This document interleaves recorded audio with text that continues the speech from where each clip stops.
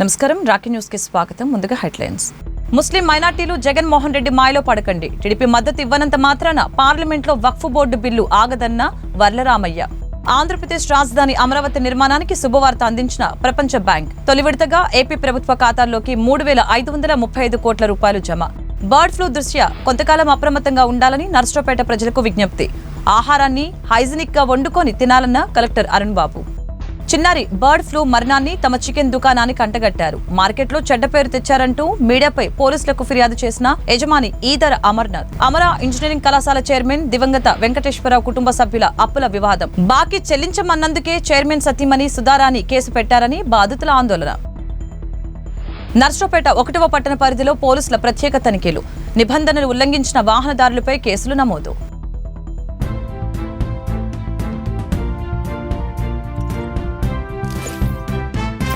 పల్నాడు జిల్లాలో వేసవి నీటి ఎద్దడిని ఎదుర్కొనేందుకు ప్రత్యేకమైన చర్యలు తీసుకుంటున్నట్లు కలెక్టర్ అరుణ్ బాబు తెలిపారు. 7 చెరువులు 50%, 32 చెరువుల్లో 70% లోపు నీటి నిల్వలు ఉన్నట్లు తెలిపారు. ఎన్ఎస్పీ కాలువ నీటితో ఈ చెరువులన్నింటినీ పూర్తి మట్టం వరకు నింపుతున్నట్లు తెలియజేశారు. డ్రింకింగ్ వాటర్ సమస్య రాకుండా డ్రింకింగ్ వాటర్కి సంబంధించి మన దగ్గర అయితే ప్రస్తుతానికి ఈ ఉన్నటువంటి టోటల్ సమ్మర్ స్టోరేజ్ ట్యాంక్స్ చూసుకుంటే, వాటి స్టోరేజ్ లెవెల్స్ చూసుకుంటే అసలు పూర్తిగా డ్రై అయిపోయినటువంటి అలాంటి పరిస్థితి ఉన్నటువంటి చెరువులు అయితే మన దగ్గర ఏం లేవు. ఒక్కటి మాత్రము 25%తో ఉంది. 25 to 50% ఉన్నటువంటి వాటర్ లెవెల్స్ ఉన్నటువంటి చెరువులు 7 ఉన్నాయి. 50 to 75%, 52 ఉన్నాయి. మిగతావి మోర్ దాన్ 75% ఉన్నాయి. మన ప్రయారిటీ ఇప్పుడు డ్రింకింగ్ వాటర్ ఈ సమ్మర్లో ఈ 25 to 50% ఉన్నటువంటి 7 చెరువులు, అలాగే 50 to 75% లెవెల్లో ఉన్నటువంటి మిగిలిన 32 చెరువులు. సో దీనికి సంబంధించి ఎన్ఎస్పీ వాటర్ మనకి డ్రింకింగ్ వాటర్కి స్పెషల్గా రిలీజ్ చేసినప్పుడు ఈ ఏమైతే వాటర్ లెవెల్స్ తక్కువ ఉన్నాయో రాబోయే 3 నెలల్లో సరిపోదు అనుకున్నటువంటి చెరువులన్నీ కూడా నింపే కార్యక్రమం చేయబోతున్నాం. ఇప్పుడిప్పుడే కొన్ని ప్రాంతాల్లో ఈ స్కేర్సిటీ స్టార్ట్ అవుతూ ఉంది. బొల్లాపల్లి చూసుకుంటే మనకి ఆల్రెడీ డ్రింకింగ్ వాటర్ సమస్య స్టార్ట్ అయింది. మనం ట్రాన్స్పోర్టేషన్ అక్కడ 16 తండాల్లో చేస్తున్నాం ఆల్రెడీ.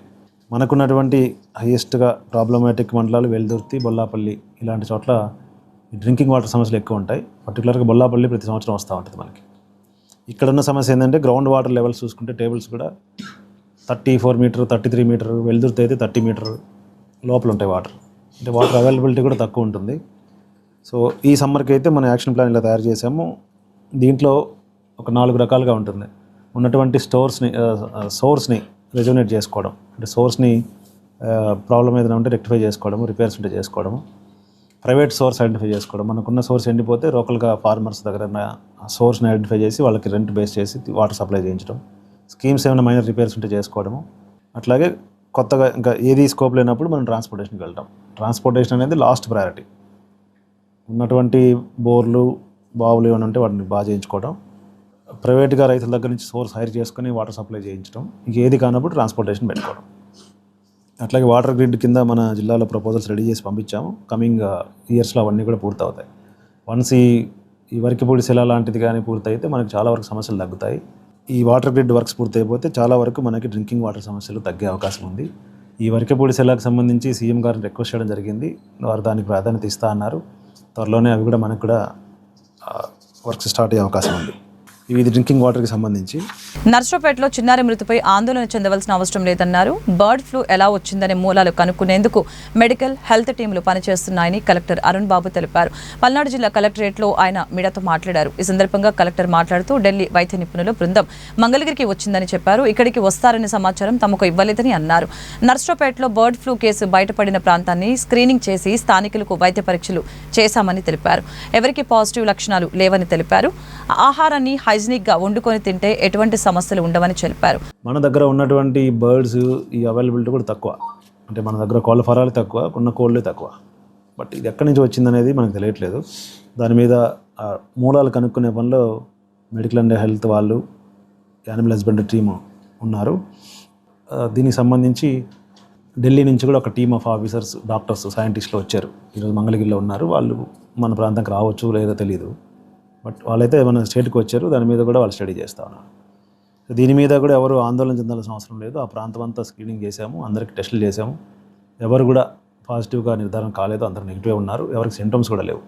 మరి ఆ పాపకి ఎలా వచ్చిందనేది కూడా మనం ట్రేస్ చేస్తున్నాము. ఏదేమైనా ఈ ఏమైతే ఇన్సిడెంట్ జరిగిందో దాన్ని దృష్టిలో పెట్టుకొని కొంతకాలం కొంచెం అప్రమత్తంగా ఉండవాలని మీ ద్వారా ప్రజలందరినీ రిక్వెస్ట్ చేస్తూ ఉన్నాను. ఆందోళన చెందాల్సిన అవసరం అయితే లేదు. కొంచెం శుభ్రంగా హైజీనిక్గా వండుకొని తింటే ఏ ఇబ్బంది ఉండదు. ఇవి ఓవరాల్గా మన జిల్లాలో ఉన్నటువంటి అంశాలు, అలాగే రాబోయే 3 నెలల్లో మనం చేయబోతున్న అంశాలు. పల్నాడు జిల్లా నర్సరావుపేట నియోజకవర్గ తెలుగుదేశం కార్యాలయంలో ఆ పార్టీ పోలిట్ బ్యూరో సభ్యులు వర్ల రామయ్య మీడియాతో మాట్లాడారు. ఈ సందర్భంగా ఆయన మాట్లాడుతూ ముస్లిం మైనార్టీ వర్గాల అభివృద్ధిని గురించి జగన్మోహన్ రెడ్డి ఏనాడు మాట్లాడకుండా ఇప్పుడు ముసలి కన్నీరు కారుస్తున్నారని అన్నారు. పార్లమెంట్లో ఏ బిల్లునైనా ఆమోదించుకునేందుకు బీజేపీకి స్పష్టమైన ఆధిక్యత ఉందని చెప్పారు. చదువు సంధ్య లేని అజ్ఞాని జగన్మోహన్ రెడ్డి అధికారంలో ఉన్న 5 ఏళ్లు ముస్లిం మైనార్టీల అభివృద్ధికి ఏం చేశారో బహిరంగంగా చెప్పాలని ఈ సందర్భంగా డిమాండ్ చేశారు. మిగిలిన ఎమ్మెల్యేలను కాపాడుకునేందుకే జగన్ తాపత్రయం పడుతున్నారని ఈ సందర్భంగా ఎద్దేవా చేశారు. వక్ఫ్ బోర్డ్ సవరణ బిల్లు అధికారంలో ఉన్న ఎన్డీఏ పార్టీ ప్రవేశపెట్టింది, మనందరికీ తెలుసు. దాని మీద ముస్లిం పర్సనల్ లా బోర్డ్, దేశవ్యాప్తంగా ముస్లిం పెద్దలు కొంతమంది ఆందోళన చేస్తూ ఉన్నారు. ఇది సరైనది కాదు. మా వక్ఫ్ బోర్డ్ సవరణ బిల్లు ప్రవేశపెట్టడానికి వీల్లేదు. అందులో మీరు ఏదైతే సూచించారో ఆ పాయింట్స్ అన్నీ కూడా, ఆ సవరణలన్నీ కూడా మేము వ్యతిరేకిస్తామని చెప్పి వాళ్ళు చెప్పడం జరిగింది.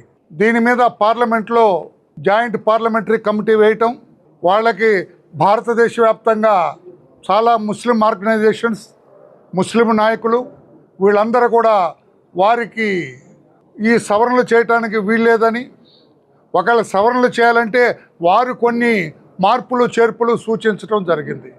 ఈ జేపీసీలో తెలుగుదేశం పార్టీ తరఫున మా పార్టీ పార్లమెంటరీ పార్టీ నాయకుడు, పార్లమెంటు సభ్యుడు శ్రీ లావు శ్రీకృష్ణదేవరాయలు గారు కూడా ఉండటం జరిగింది.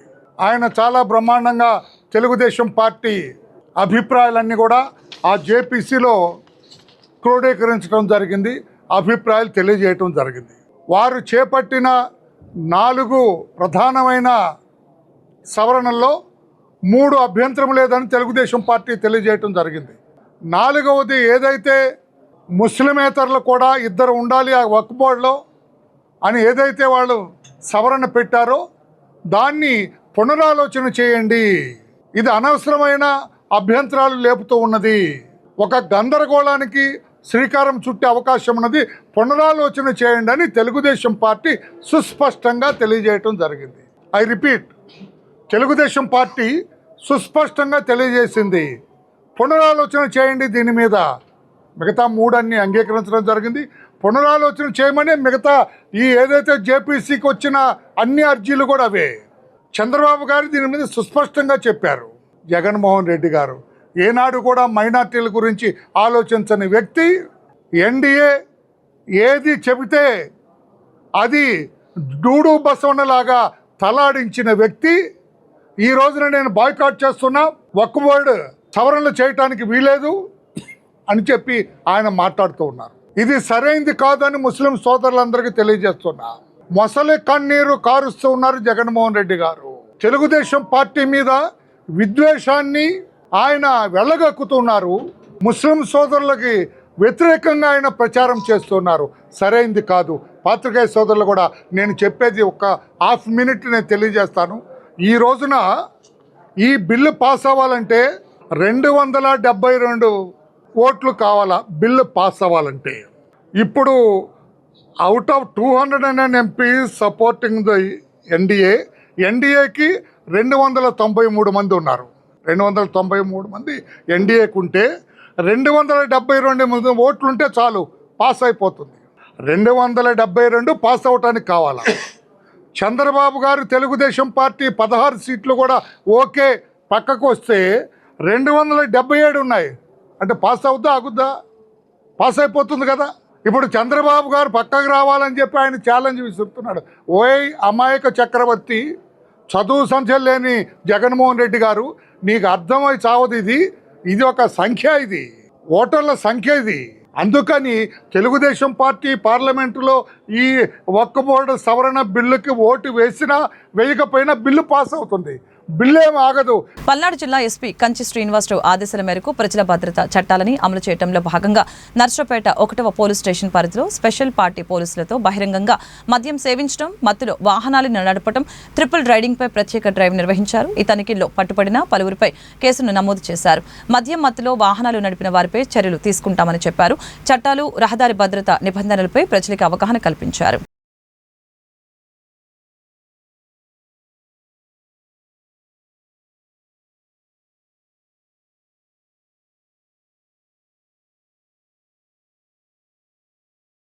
నర్సరావుపేట 1 టౌన్ పట్టణ పరిధిలో ఈరోజు గౌరవ ఎస్పీ కంచి శ్రీనివాసరావు గారి ఆదేశాల మేరకు ఈరోజు సాయంత్రం 8 గంటల నుండి 11 గంటల వరకు కూడా ఎక్కడైతే బహిరంగ ప్రదేశాల్లో మద్యం సేవిస్తున్నారో వారిని, అదేవిధంగా మద్యం సేవించి వాహనాలు నడిపేవారిని, అదేవిధంగా ర్యాష్ డ్రైవింగ్ చేస్తూ వాహనాలు నడిపేవారిని, ట్రిపుల్ రైడింగ్ చేస్తున్న వారిని, సెల్ ఫోన్ డ్రైవ్ చేస్తూ మాట్లాడుతూ డ్రైవ్ చేస్తున్న వాళ్ళ మీద స్పెషల్ డ్రైవ్ నిర్వహించడం జరుగుతుంది. దానిలో భాగంగా ఎవరైతే ట్రిపుల్ రైడ్ చేస్తూ వెళ్తున్నారో వాళ్ళని, అదేవిధంగా సెల్ ఫోన్ మాట్లాడుతూ వెళ్తున్నారో ఆ బళ్ళని కూడా సీజ్ చేసి స్టేషన్లో పెట్టడం జరిగింది. బహిరంగ ప్రదేశాలు ఎవరైతే మద్యం తాగుతున్నారో వాళ్ళని కూడా స్టేషన్కి తీసుకెళ్ళి వాళ్ళకి కేసులు బుక్ చేసి కోర్టుకు పెట్టడం జరుగుతుంది. ముఖ్యంగా ప్రజల్లో ఒక అవగాహన కల్పించాలి, అదేవిధంగా ప్రమాదాలను నివారించాలనే ఉద్దేశంతో భాగంగా ఈరోజు ఈ స్పెషల్ డ్రైవ్ నిర్వహించడం జరుగుతుంది. మీ చుట్టుపక్కల ప్రదేశాల్లో కానీ లేదా 1 టౌన్ పరిధిలో ఎక్కడన్నా మారుమూల ప్రదేశాల్లో కానీ ఎవరన్నా మీ ఇళ్ల దగ్గర బహిరంగంగా కనుక మద్యం తాగుతున్నట్లయితే పోలీసులకు తెలియజేయండి. అదేవిధంగా ముఖ్యంగా తల్లిదండ్రులకు కూడా చెప్పేది ఏంటంటే, చిన్నపిల్లలు తెలియని వయసులో ముగ్గురు వెళ్తూ ప్రమాదాలకు గురవుతున్నారు. దయచేసి మీరు అందరూ కూడా వారికి బళ్ళు ఇచ్చేటప్పుడు డ్రైవింగ్ లైసెన్స్ లేకుండా బండి ఇవ్వద్దు. ప్రమాదాలకు గురైతే కాలు చేయి ఇరిగిపోతే జీవితాంతం మీరు కూడా బాధపడాల్సి ఉంటుంది. కాబట్టి తల్లిదండ్రులు కూడా గమనించి పోలీసు వారికి సహకరించి ఈ డ్రైవ్లో సక్సెస్ చేయవలసిందిగా కోరుతున్నాను అందరూ. పార్లమెంట్లో ఎన్డీఏ ప్రభుత్వం ప్రవేశపెట్టిన వక్ఫ్ బోర్డు బిల్లు పూర్తిగా లోపాభూయిష్టంగా ఉందని, ఇది రాజ్యాంగ విరుద్ధమైందని నర్సరావుపేట వైఎస్ఆర్సీపీ నేత మాజీ ఎమ్మెల్యే గోపిరెడ్డి శ్రీనివాసరెడ్డి అన్నారు. నర్సరావుపేటలో నిర్వహించిన మీడియా సమావేశంలో మాజీ ఎమ్మెల్యే గోపిరెడ్డి మాట్లాడారు. ముస్లిం మైనార్టీల ఆస్తులు కొలగొట్టడం కోసమే ఈ వక్ఫ్ బోర్డు సవరణ బిల్లు తీసుకువచ్చారని, బిల్లు సవరణ చేసే ముందు ముస్లిం మత పెద్దలతో కనీసం చర్చించే బాధ్యత లేదా అంటూ ప్రశ్నించారు. భవిష్యత్తులో వక్ఫ్ బిల్లు రద్దు చేయాలని పోరాటాలు చేస్తామని చెప్పారు. మాజీ సీఎం జగన్మోహన్ రెడ్డిపై టీడీపీ నేత వర్లరామయ్య చేసిన వ్యాఖ్యలను తీవ్రంగా ఖండిస్తున్నామని చెప్పారు. నిన్న పార్లమెంట్ లో ప్రవేశపెట్టిన వక్ఫ్ బోర్డు సవరణ బిల్లు అనేది రాజ్యాంగ విరుద్ధమైన బిల్లు. ఆర్టికల్ 14, ఆర్టికల్ 25, ఆర్టికల్ 26 ప్రకారం, రాజ్యాంగం ప్రకారం ఈ యొక్క 3 ఆర్టికల్ను కూడా ఉల్లంఘించి ప్రవేశపెట్టిన బిల్లే ఈ యొక్క వక్ఫ్ బోర్డు సవరణ బిల్లు. ముఖ్యంగా ఈ సవరణ బిల్లులో 3 అంశాలని మనం ప్రముఖంగా ప్రస్తావించాలి. మొట్టమొదటిది ఆర్టికల్ 26 ద్వారా ఈ వక్ఫ్ బోర్డు కమిటీలో నాన్ ముస్లిం మెంబర్ని తీసుకొచ్చే సవరణ చేయడం జరిగింది. అంటే ముస్లిమేతర వ్యక్తిని ఈ యొక్క వక్ఫ్ బోర్డు కమిటీలోకి తీసుకురావటం ఈ ఆర్టికల్ 26ని ఉల్లంఘించటమే అని చెప్పి, రాజ్యాంగపరమైన ఆర్టికల్ 26ని ఉల్లంఘించే కార్యక్రమం చేశారనేది వాస్తవం. ఎందుకంటే ఇప్పటి వరకు కూడా ఈ యొక్క వక్ఫ్ బోర్డు కమిటీలో కేవలం ముస్లింలు మాత్రమే ఈ కమిటీలో ఉండటం అనేది భారతదేశంలో ఒక సాంప్రదాయంగా వస్తుంది. ఈ సాంప్రదాయానికి, ఈ రాజ్యాంగపరమైన ఈ యొక్క కమిటీలకి ఇది ఉల్లంఘించి మొట్టమొదటిసారి నాన్ ముస్లిం మెంబర్ని ఈ వక్ఫ్ బోర్డులోకి తీసుకురావడం వల్ల ఈ వక్ఫ్ బోర్డు ప్రాపర్టీలు అన్యాక్రాంతం అనేది ఒక ముస్లింల్లో ఒక భయాందోళన గురి చేసింది అనేది వాస్తవం. ఎందుకంటే ఈ నాన్ ముస్లిం మెంబరు పార్లమెంట్ మెంబర్ అయి ఉండొచ్చు, ఎవరైనా ఉండొచ్చు. ఆ యొక్క మెంబరు ఈ యొక్క ఏదైతే 9 లక్షల చిల్లర ఎకరాలు అనేవి ఉన్నాయో భారతదేశంలో, ఈ యొక్క వక్ఫ్ బోర్డు ఆస్తుల్ని వాళ్ళు అన్యాక్రాంతం చేస్తారనేది ఈరోజు ముస్లింల యొక్క మొట్టమొదటి ఆవేదన అని చెప్పి ఈరోజు మనం చెప్పుకోవాలి. రెండోది, వక్ఫ్ ఆస్తుల్ని సెంట్రల్ డేటా బేస్ లోకి ఎంటర్ చేయాలి. సెంట్రల్ డేటా బేస్ అంటే సెంట్రల్ గవర్నమెంట్ ఒక డేటా బేస్ ఏర్పాటు చేస్తుంది. ప్రతి ఒక్క వక్ఫ్ బోర్డు ప్రాపర్టీ కూడా ఈ సెంట్రల్ బేస్ లోకి తీసుకురావాలని ఈ బిల్లు యొక్క సవరణ చేస్తుంది. ఒకవేళ సెంట్రల్ డేటా బేస్ లోకి ఇది ఎంటర్ కాకపోతే కోర్టుల్లో ఈ వక్ఫ్ బోర్డు కేసులన్నీ కోర్టుల్లో చెల్లవు. అంటే సెంట్రల్ డేటా బేస్ లో ఉన్న ఆస్తులు మాత్రమే కోర్టు పరిధిలోకి వస్తాయి అని ఒక సవరణ చేశారు. ఈ సవరణ ప్రకారం ఏదైనా వక్ఫ్ బోర్డు ఆస్తి వివాదంలో ఉన్నప్పుడు కోర్టుకు వెళ్ళాలంటే ఈ సెంట్రల్ డేటాబేస్లో ఉంటేనే, అది కూడా 6 నెలలలోపు ఎంటర్ కావాలని చెప్పి కూడా ఒక క్లాస్ పెట్టడం జరిగింది. ఆంధ్రప్రదేశ్కి ప్రపంచ బ్యాంక్ గుడ్ న్యూస్ అందించింది. రాజధాని నిర్మాణానికి తొలి విడత నిధులు విడుదల చేసింది. ప్రభుత్వ ఖాతాలో 3,535 కోట్ల రూపాయలని జమ చేస్తుంది. ఇదే విధంగా ప్రపంచ బ్యాంకు 6,700 కోట్ల రూపాయలు మంజూరు చేయగా ఇందులో మొదటి విడత రుణంగా 3,535 కోట్లు విడుదల చేసింది. దీనితో అమరావతి నిర్మాణంలో ఆర్థిక ఇబ్బందులు తొలగి ఒక ముఖ్యమైన ముందడుగు పడినట్లు అయింది. గత టీడీపీ ప్రభుత్వం అమరావతిలో రాజధాని నిర్మాణాలను సొంత నిధులతో ప్రారంభించింది. ఇప్పుడు ప్రపంచ బ్యాంకు నిధులు విడుదల చేయడంతో త్వరలోనే ఆసియా అభివృద్ధి బ్యాంకు నుంచి కూడా మొదటి విడత రుణం విడుదలయ్యే అవకాశాలు ఉన్నాయి. ఏడీబీ 6,700 కోట్ల రూపాయల రుణం మంజూరు చేసింది. ఈ రెండు బ్యాంకుల నుంచే 13,600 కోట్ల రూపాయల రుణం రూపంలో అందుతూ ఉండగా అదనంగా 1,400 కోట్ల రూపాయలని కేంద్రం ఆంధ్రప్రదేశ్ రాష్ట్రానికి ప్రత్యేక సహాయంగా అందిస్తోంది. మరొక వైపు హడ్కో నుంచి 11 కోట్ల రూపాయలు రుణ సమీకరణ ప్రభుత్వం అన్ని ఏర్పాట్లు చేసింది. దీనికి సంబంధించిన అనుమతి లేఖ కూడా రాష్ట్రానికి అందింది. అంతేకాకుండా జర్మనీకి చెందిన ఆర్థిక సంస్థ నుంచి మరొక 5,000 కోట్ల రూపాయల రుణం తీసుకునేందుకు ప్రభుత్వం చర్యలు చేపట్టింది. వాస్తవానికి ప్రపంచ బ్యాంక్ ఏడీబీ రుణాలు గత డిసెంబర్ నెలలోనే ఆమోదం పొందాయి.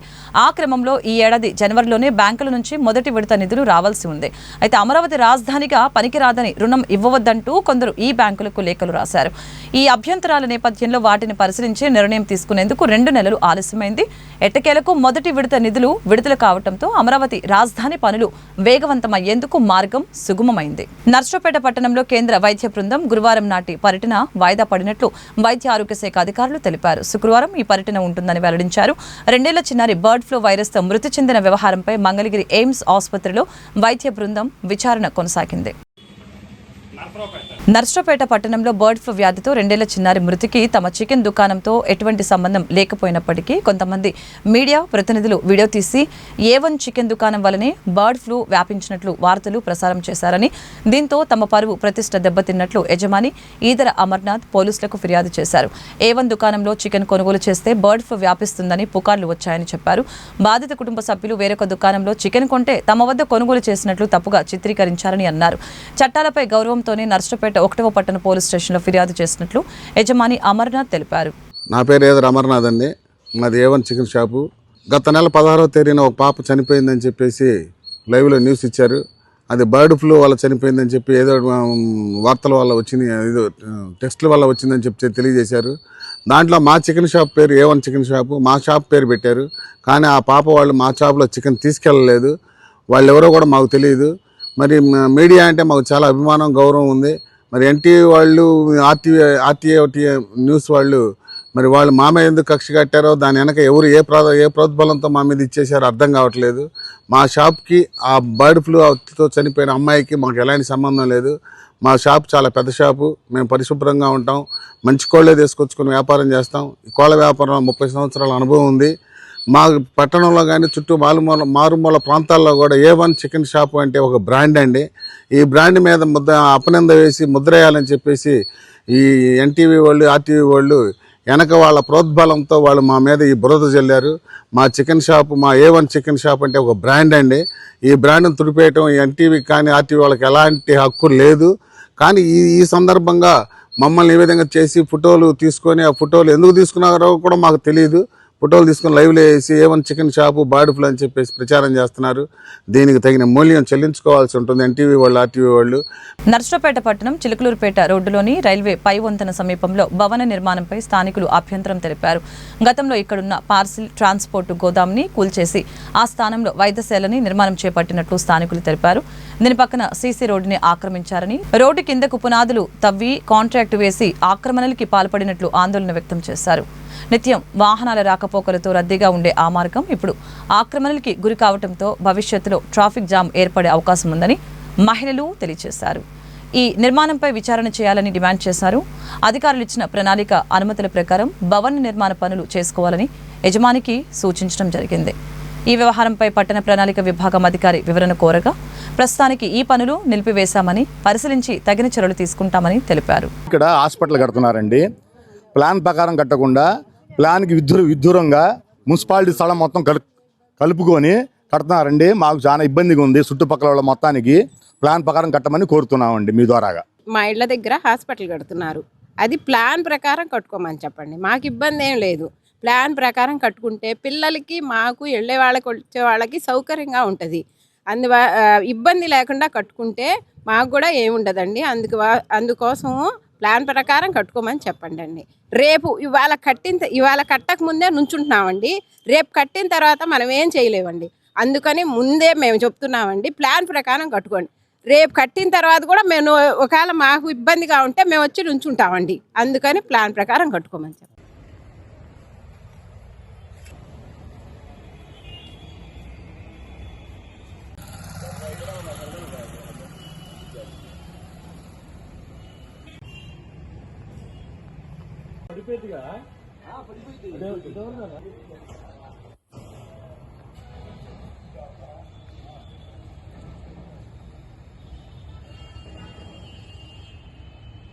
రవి పార్సల్ పడేసి 6 స్టేర్లు హాస్పిటల్ కడుతున్నారండి. సాతులు సాంబశివరావు గారు పక్కనేమో విష్ణు అనే అతను వైసీఎస్ అతను కూడా కడుతున్నాడు. G+5 హౌసెస్ అంట. అతనికి పర్మిషన్ ప్రకారం కట్టట్లేదు, ఇతను పర్మిషన్ ప్రకారం ప్లాన్ ప్రకారం కట్టట్లేదండి.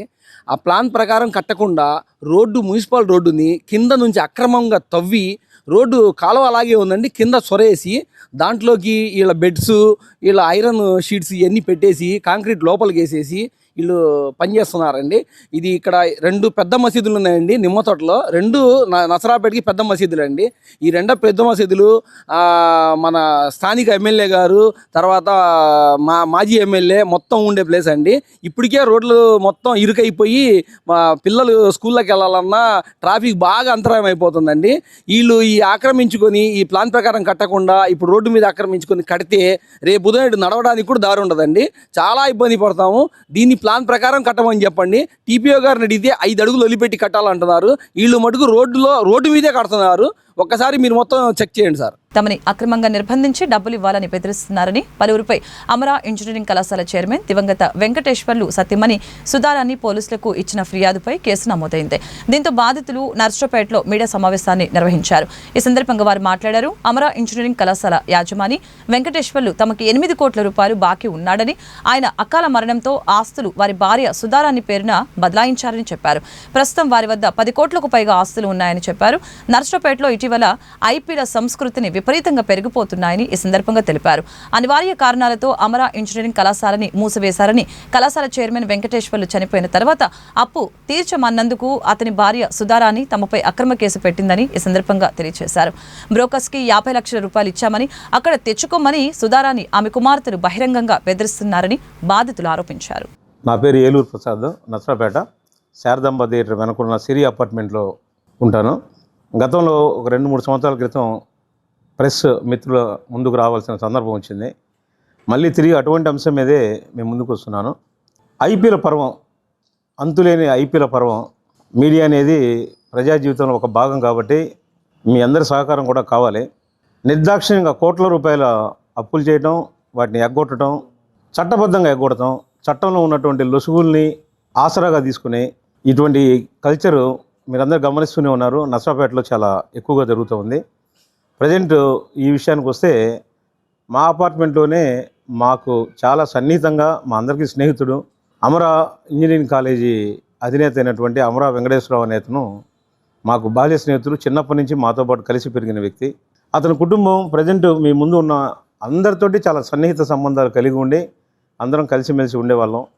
మా దగ్గర ఉన్నటువంటి డబ్బులు అతని దగ్గర దాచిపెట్టుకోవటం, అతనికి అవసరమనండి మేము దాచిపెట్టుకోవడం కానివ్వండి, అతనికి డబ్బులు ఇవ్వటం జరిగింది.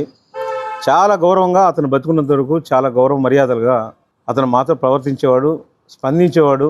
కొన్ని అనివార్య కారణాల వల్ల అతని కాలేజీని మూసేయటం, ఆ తర్వాత అతని కాలేజీని బ్యాంకు వాళ్ళు ఆక్షన్లో అమ్మేయటం, మాలాంటి వాళ్ళందరూ కూడా ఆ కాలేజీ అమ్మేసి మీ డబ్బులు పూర్తిగా మీకు చెల్లిస్తాను అని చెప్తూ మా అందరినీ చాలా నమ్మకంగా ఉంటున్నాడు. నమ్మకం కాదు, అతను బతుకున్నట్టయితే ఖచ్చితంగా అతను తీర్చేటువంటి మనస్తత్వం ఉన్నటువంటి వ్యక్తే. ఆ తర్వాత ఆయన మరణించిన తర్వాత వాళ్ళ కుటుంబ సభ్యులు, ప్రత్యేకించి ఆయన భార్య అమరా సుధారాణి అనేటువంటి ఆమె మా అందరితో సన్నిహితంగా ఉంటూ మీ బాకీలు కట్టేస్తాను అని చెప్తూ మభ్యపెడుతూ, ఒక విధంగా చెప్పాలంటే ఆ బ్యాంక్ ఆక్షన్ వేసిన తర్వాత బ్యాంకు వాళ్ళకి చెల్లించాల్సినటువంటి పైకం పోను మిగిలిన అమౌంట్ని అమరా వెంకటేశ్వర సొసైటీలో బ్యాంకు వాళ్ళు డిపాజిట్ చేయడం జరిగింది. 4 కోట్ల చిల్లర ఆ బ్యాంకు వాళ్ళ దగ్గర ఇప్పుడు కూడా ఉన్నాయి, బ్యాంకులో ఉన్నాయి. అవి కాకుండా అమరా వెంకటేశ్వర పేరుతో ఉన్నటువంటి స్థిరాస్తులు ఉన్నాయి. వీటి మొత్తాన్ని కలిపితే మా బాకీదారులందరికీ వాళ్ళ డబ్బులు ఇచ్చేయచ్చు. వాళ్ళు డబ్బులు లేకపోతే వాళ్ళని ఒత్తిడి చేసి మానవత్వం లేకుండా ప్రవర్తించేటువంటి వ్యక్తులు నేను కాదు, వీళ్ళెవరు కూడా కాదు. ఇప్పుడు కూడా మేము వాళ్ళని మా కుటుంబానికి సన్నిహితులుగానే చూస్తున్నాం. కానీ ఈ మధ్య జరిగినటువంటి పరిణామాల్లో తను ఒక నిర్ణయానికి వచ్చింది. ఆ అమ్మాయి ఏంటంటే పంచడం దీనికి చాలామంది ఐపీలు పెడుతున్నారు కదా, నేను కూడా ఐపీ పెడతాను అనేటువంటి ధోరణిలోకి వచ్చింది. నిన్నగాక మొన్న కూడా డబ్బులు అడగటానికి ఆమెని మా డబ్బులు ఎప్పుడు ఇస్తామని గట్టిగా అడిగినందుకు ఎస్పీ గారికి కంప్లైంట్ చేస్తానంటది, హోమ్ మినిస్టర్ గారి దగ్గరికి పోతానంటది. నాకు వెనక చాలా బ్యాక్గ్రౌండ్ ఉంది, మిమ్మల్ని ఎంత చూస్తామని చెప్పని మేము మా స్నేహితుడు భార్య అని మేము పరిగణిస్తుంటే ఆ అమ్మాయి అన్నీ మర్చిపోయి ఆ అమ్మాయి మా మీద ఫాల్స్ ఎలిగేషన్ చేసింది. నర్సరావుపేట పట్టణంలో వేంచేసిన శ్రీ పట్టాభిరామస్వామి దేవస్థానంలో శ్రీరామనవమిని పురస్కరించుకొని విశ్వక్సేన పూజ, ఆరాధన, మండపారాధన, పంచామృతాభిషేకం నిర్వహించారు. శ్రీరాముల వారిని పెళ్లి కుమారునిగా, సీతాదేవిని పెళ్లి కుమార్తెగా అలంకరించారు. భక్తులు స్వామిని దర్శించుకొని తీర్థప్రసాదాలు స్వీకరించారు. ఆలయ ధర్మకర్త, పురపాలక సంఘం మాజీ చైర్మన్ నాగసరపు సుబ్బరాయ గుప్తా కుటుంబ సమేతంగా పూజలు నిర్వహించారు.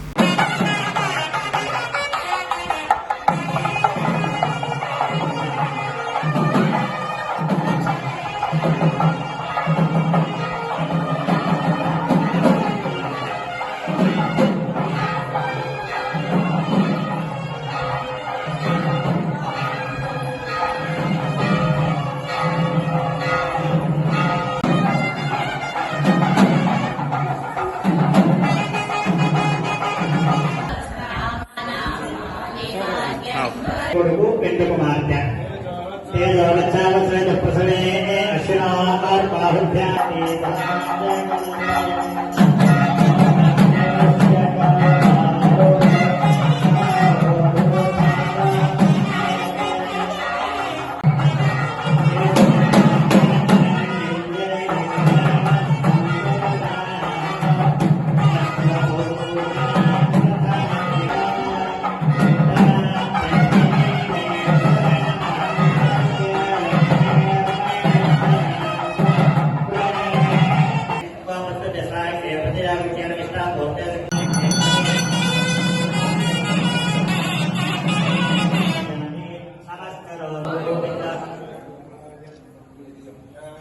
గత టీడీపీ ప్రభుత్వంలో సామాజిక భద్రత పింఛను పొందుతున్న భర్త చనిపోతే ఆ పథకాన్ని భార్యకు వర్తింపచేశారని Narasaraopet 33 ward party incharge Chandrasekhar తెలిపారు.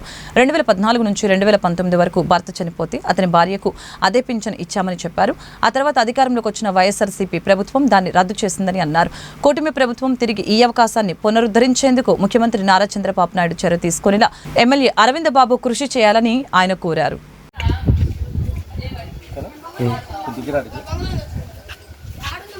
అందరికీ నమస్కారం అండి. ఈరోజు 33 వార్డులో కొత్తగా పెన్షన్ ఒకటి ఇవ్వడం జరిగింది. కొత్త పెన్షన్ అంటే భర్త చనిపోతే భార్యకి పెన్షన్. గతంలో 2014 నుంచి 19 వరకు టీడీపీ గవర్నమెంట్లో ఈ అవకాశం ఉండేది. కానీ గత గవర్నమెంట్లో ఆ అవకాశం తీసేశారు. కానీ మళ్ళీ ఇప్పుడు ఈ కూటమి గవర్నమెంట్ వచ్చినాక భర్త చనిపోయాక భార్య అనేది ఇబ్బంది పడకూడదు అనే ఉద్దేశంతో ఈ పెన్షన్ కొత్తగా క్రియేషన్ చేశారు. దీనికి మరీ మన ముఖ్యమంత్రి కూటమి ప్రభుత్వానికి ధన్యవాదాలు తెలియజేస్తూ, అలాగే నర్సరావుపేటలో అరవింద్ బాబు గారు కూడా ఎమ్మెల్యే గారు ఇట్లాంటి విషయాల్లో బాగా స్పందించి అందరికీ తొందరగా ఏమని చెబుతున్నారు. దీనికి ప్రత్యేక ధన్యవాదాలు తెలియజేస్తూ, ఇది కొత్త పెన్షన్ కాదు. కొత్త పెన్షన్ అంటే భర్త పెన్షన్ తీసుకుంటా చనిపోతే కనుక అది భార్యకి ఇబ్బంది పడకూడదనే ఉద్దేశంతో కూటమి పెట్టిన మంచి స్కీము, మంచి అవకాశం. ఎవరైనా ఇలా జరిగితే అందరూ దీన్ని సద్వినియోగం చేసుకోవాల్సిందిగా కూర్చోండి. Thank you. వినుకొండ నియోజకవర్గంలో విచ్చలవిడిగా బెల్ట్ షాపులతో పెద్ద ఎత్తున అక్రమ మద్యం వ్యాపారం చేస్తున్నారని పీడీఎం నేత వెంకటేశ్వరరావు ఆరోపించారు. బొల్లాపల్లి, ఈపూరు మండలాల్లోని మారుమూల గిరిజన తండాల్లో మద్యం ఏరులే పారుతుందని, తాగునీరు లేకపోయినప్పటికీ మద్యం మాత్రం బాగా అందుతుందని చెప్పారు. అట్టడుగు వర్గాల పేదలు మద్యానికి బానిసలే సంపాదన మొత్తం ఖర్చు పెడుతున్నారని ఈ సందర్భంగా అన్నారు. దీంతో ఆ కుటుంబాలు జరుగుబాటు లేక చిన్నాభిన్నం అవుతున్నాయని చెప్పారు. ఇప్పటికైనా ముఖ్యమంత్రి చంద్రబాబు నాయుడు బెల్ట్ షాపులకి మద్యం సరఫరా చేసే దుకాణదారుల లైసెన్స్ ని రద్దు చేసి 5 లక్షల రూపాయల జరిమానా విధించడంతో పాటు క్రిమినల్ కేసులు పెడతామని ప్రకటించారని అన్నారు. ముఖ్యమంత్రి ఆదేశాలని ఎమ్మెల్యే ప్రభుత్వ చీఫ్ విప్ జీవి ఆంజనేయులు అమలు చేయాలని కోరారు. వినుకొండ తహసీల్దార్ కార్యాలయం వద్ద నిర్వహించిన ఈ సమావేశంలో ఎంఆర్పీఎస్ జిల్లా ఇన్ఛార్జి ప్రసన్న కుమార్, బీసీ సంఘ నేత వెంకట్రావు పాల్గొన్నారు. వార్తలు ముగించే ముందు హెడ్లైన్స్ మరొకసారి. ముస్లిం మైనార్టీలు జగన్మోహన్ రెడ్డి మాయలో పడకండి. టీడీపీ మద్దతు ఇవ్వనంత మాత్రాన పార్లమెంట్లో వక్ఫ్ బోర్డు బిల్లు ఆగదన్న వర్లరామయ్య. ఆంధ్రప్రదేశ్ రాజధాని అమరావతి నిర్మాణానికి శుభవార్త అందించిన ప్రపంచ బ్యాంక్. తొలి విడతగా ఏపీ ప్రభుత్వ ఖాతాల్లోకి 3,535 కోట్ల రూపాయలు జమ. బర్డ్ ఫ్లూ దృష్ట్యా కొంతకాలం అప్రమత్తంగా ఉండాలని నర్సరావుపేట ప్రజలకు విజ్ఞప్తి. ఆహారాన్ని హైజీనిక్ గా వండుకొని తినాలన్న కలెక్టర్ అరుణ్ బాబు. చిన్నారి బర్డ్ ఫ్లూ మరణాన్ని తమ చికెన్ దుకాణానికి అంటగట్టారు. మార్కెట్లో చెడ్డ పేరు తెచ్చారంటూ మీడియాపై పోలీసులకు ఫిర్యాదు చేసిన యజమాని ఈదర అమర్నాథ్. అమర ఇంజనీరింగ్ కళాశాల చైర్మన్ దివంగత వెంకటేశ్వరరావు కుటుంబ సభ్యుల అప్పుల వివాదం. బాకీ చెల్లించమన్నందుకే చైర్మన్ సతీమణి సుధారాణి కేసు పెట్టారని బాధితుల ఆందోళన. నర్సరావుపేట 1వ పట్టణ పరిధిలో పోలీసుల ప్రత్యేక తనిఖీలు. నిబంధనలు ఉల్లంఘించిన వాహనదారులపై కేసులు నమోదు. వార్తలు ఇంతటితో సమాప్తం. మరొక బులెటిన్ మళ్ళీ కలుద్దాం. అంతవరకు సెలవు. నమస్కారం.